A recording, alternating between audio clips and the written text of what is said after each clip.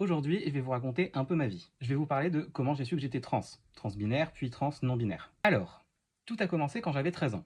La sainte puberté est arrivée et je sentais que quelque chose n'allait pas. Mais comme on m'a dit que c'était une période difficile pour certains, je me suis dit que j'étais pas le seul à être mal. Je me pose pas plus de questions jusqu'au lycée parce que j'étais persuadé que ça allait passer. Puis viennent mes 16 ans. Je regarde un film qui parle de transidentité et je m'identifie beaucoup au personnage principal. Je comprends ce qu'elle ressent. Je comprends même trop pour que ce soit juste que de l'empathie. J'en parle à mon meilleur ami qui me dit mais t'es peut-être transgenre. Je connaissais pas du tout ce terme, donc j'ai fait des recherches. Et oh mon dieu, révélation. Je suis pas une fille en fait, je suis un mec trans. Et j'ai compris pourquoi j'étais mal depuis longtemps. J'ai donc fait, ou plutôt subi, mon coming out en juin de la même année.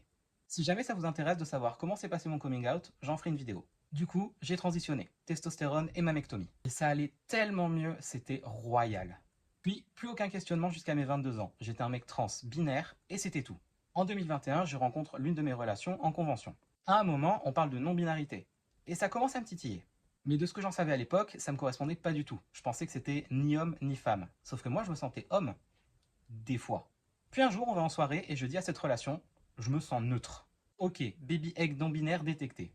J'ai donc réfléchi et j'ai fait des recherches. Et je suis tombé sur le terme genderphone. Et là, révélation. J'étais ça en fait. J'étais genderphone. De homme à neutre, mais jamais femme. Et waouh, ça fait du bien de savoir où on se situe sur le spectre du genre. J'en avais besoin. Mais attention, c'est pas le cas de tout le monde. Personnellement, j'ai besoin de savoir où je me situe. Ça me rassure. Donc, je peux le dire et l'assumer, je suis une personne non binaire et fière de l'être.